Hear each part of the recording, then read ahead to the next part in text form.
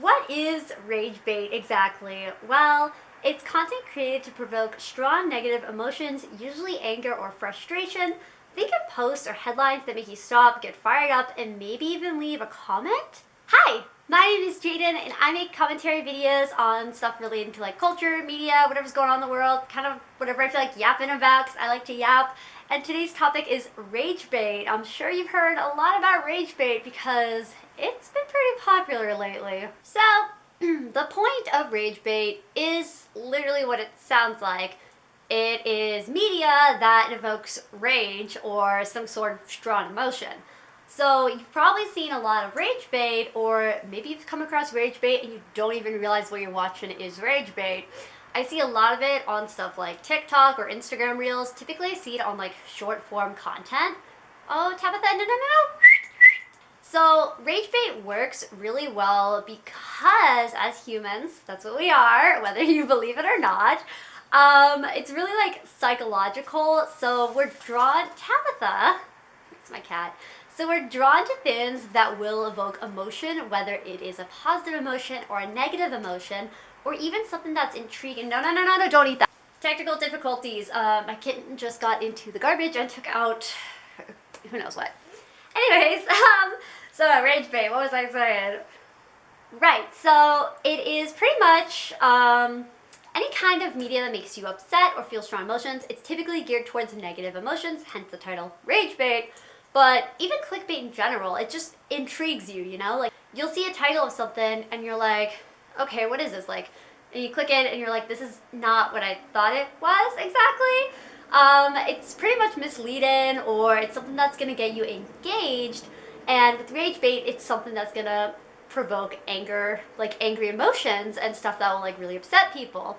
Think of stuff you see like on Twitter. Twitter is literally just the rage of social. Oh, sorry, it's called X. My bad. I am not calling it X. Okay, that is side tangent, but X is the dumbest name ever for anything. Like, to be fair, Elon Musk is, you know what? I don't even want to get into that.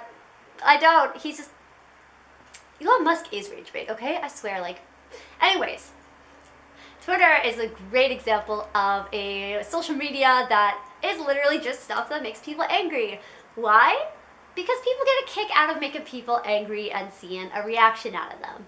Like, you see it all the time with like bullies in like schools or in like movies when they like try to portray that. They literally just want a reaction out of someone. So they're gonna do these things to get people upset. It gets their engagement because hate generates more engagement than like, you know? People are more likely to speak their mind if it's something that frustrates them, makes them upset or angry, or they're really passionate about, opposed to if it's something they like, all they'll really say is like, oh hey, I really like this, cool. But if it's something that makes them mad, they'll go on an entire tangent about why this person's wrong, or why whatever they're talking about is wrong, and why it's bad. And then obviously the algorithm will be like, oh, this is popular, I'm gonna push it out to more people, and then more people will see it and be like, I hate this, and then they're gonna start sharing it and being like, don't support this, whatever. So hate sells, which is why you see so much rage bait online. So the algorithm, like I mentioned, really enjoys rage bait because it is so heavily engaged with, right? The algorithm notices it and pushes it, and then people are going to talk about it, and that's why you see so much rage bait online, is because it's doing well. So the algorithm keeps pushing that out, and then people who like want to get into like social media and like make money, for example, based off of like social media, because they know it's like a big market, they're like, okay, what sells? Hate sells. And that's also why you see a lot of gossipy stuff trending as well. Gossip kind of falls under the umbrella, I guess, of rage bait, at least in my opinion. I could be totally off base with this. This is my personal opinion. It's my channel. I'm sharing my opinion. So, you know, I feel like gossip channels, gossip columns, all that stuff is technically rage bait because, think about it, they have a clickbaity title, it's usually something negative, and it's putting someone in a bad light. Gossip, rage bait. Same kind of dealio, you know? Yeah, the algorithm is like, I like this, so people keep pushing it, obviously, and people keep posting about it, it's getting engaged with, everyone's like, oh my gosh, I hate this. And then it's a never-ending loop, because more engagement equals more like equals more like algorithm like it, you know? The algorithm likes the engagement, that is what I'm trying to say. It's a never-ending loop, essentially, okay? and the algorithm will keep feeding it, and then you're gonna be in a negative content loop, and you're intrigued because your brain is like, oh, what is this? I don't like this, but I need to see more. You know, like when you see something so horrible that you just can't look away? That is rage bait. That's the best way I can describe it. It's when you see something so bad, but you can't help but look at it. So now that we know a little bit about what rage bait is it okay for us to be consuming this kind of media? Short answer, no. It is not good to be consuming rage bait. It's actually pretty harmful because the algorithm is pushing so much of it, and it's all you're seeing. You're constantly going to be taking in negativity. You're constantly be getting angry. You're constantly going to get upset. You're constantly going to feel triggered, despite like whatever it is. It's not going to make you feel good, and content that doesn't make you feel good will impact your mental health, and it's just not a good time. So yeah, it's harmful to your mental health. Studies have shown that it promotes more stress, anxiety, depression, and if that's all you're getting, that's all you're seeing, that's all your mind's gonna think about. It's gonna be the first, like, it's gonna be the forethought of your brain. It's gonna be like, oh, blah, blah, blah, rage bait, something rather. And it will create like this echo chamber where that's all you're seeing, that's all you're commenting on, that's all you're engaging with, that's all you're disliking, all you're liking, all you're sharing, all people are posting. And then obviously outside of social media, you go talk to people about the kind of stuff you see online, because, you know, humans have conversations. Like sometimes people are like, hey, you see like this Instagram post, whatever. Instead, since all you're consuming is negative content, you'd be like, hey, did you see this thing about this? And then people would be like, what the heck, that sucks. And you'd be like, I know. And then that's all you're going to talk about, and that's going to reinforce more negative emotions. Why do content creators use rage bait exactly? Short answer is hate sells, which I already mentioned, and controversy equals engagement, because it gets a conversation going. If it's a heavily discussed topic where like both sides are split, as an example, then you're gonna have the people that support you and the people that don't support you all arguing in your comment section, and then you get high engagement, and then you know what that does? It drives the algorithm, and then what's that bring you? It brings you revenue, and then you have money, and you're like, okay, these topics are selling well, and these positive topics aren't, so they're gonna keep making the negative content instead of the positive content because they want money. That's all people want nowadays, you know? Rage bait doesn't really build like a long-lasting audience, though. That's the thing.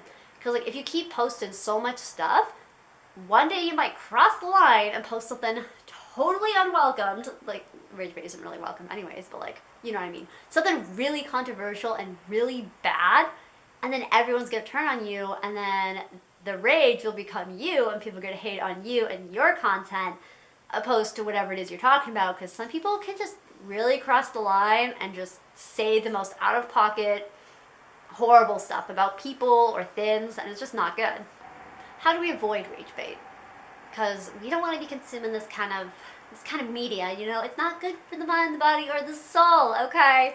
We want happy stuff. We want dopamine. We want to not be sucked into a toxic algorithm of self-deprecation or controversies or fighting and all that jazz, right?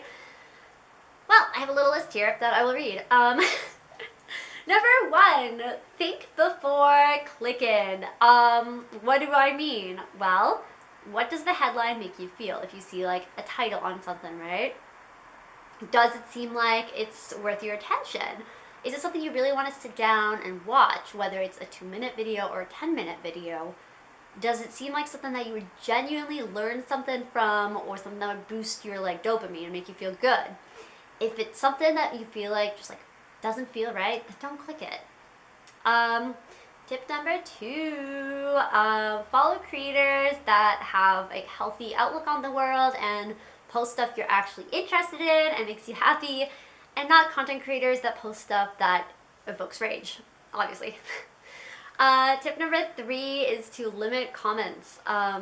Whether it's you commenting or if you're scrolling through comments, sometimes even on like a nice, like wholesome, cute video, you'll see those rage baity comments in general. It's not just limited to the media you're watching. There's trolls out there that are gonna leave hurtful comments on other people's content, and then you'll read those and you could be like, oh my gosh, like that sucks. Like what if someone said that to me? That'd make me kind of sad. Or maybe you agree with them and then you join in on the conversation, and now you guys are all hating on this person. Like, just don't engage with those kinds of comments, and don't partake in leaving negative comments. It's really mean. Tip number 4 is to either report or ignore the content. If it's something really harmful and someone is talking about something really bad that's like really bad, okay, like I don't want to say anything because I don't want to get like flagged or whatever on YouTube. I don't know what happens, but I'm sure you could think of something horrible that someone would post, and obviously, like, I mean, like, I guess we could talk about, what was that, Jake Paul, Logan Paul video in Japan, in the forest, content like that. That's the kind of stuff you'd want to flag and report and ignore, because it's not good, it's harmful, it's triggering. Just get rid of it. Or if it's just something that's, like, not even, like, harmful per se, but something that makes you feel uncomfortable, you can hide certain like creators on different apps and stuff and just say like not interested in this content or unfollow this person or just block the user. Don't have to worry about it. Conclusion time. It's been kind of a short video because my camera is actually real low on battery and I didn't charge it and I was sick all week and so pretty much TLDR version of this is rage bait is bad. It sells, it's not going anywhere, it's here to stay unfortunately, but there are ways you can, avoid it and better your own algorithm so you're not consuming such negative content because you don't want to make yourself sad, okay? I don't want you to be sad either, okay? It's really not worth anyone's time or energy to consume negative content, especially if you're really like empathetic and you really feel stuff. Just avoid that kind of content. It's not healthy. Like, I know the news is a thing, like we should be keeping up with the news and what's going on in the world as well. That stuff is important to be aware of, but you don't want to don't let it consume you essentially, okay?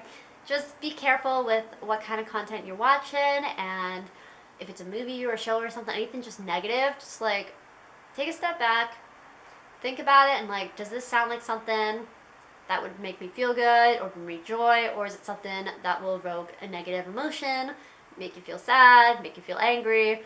Would you react in that scenario? Is it something that you think would make you leave a rude comment or something uncalled for because you don't have control of those emotions at that point?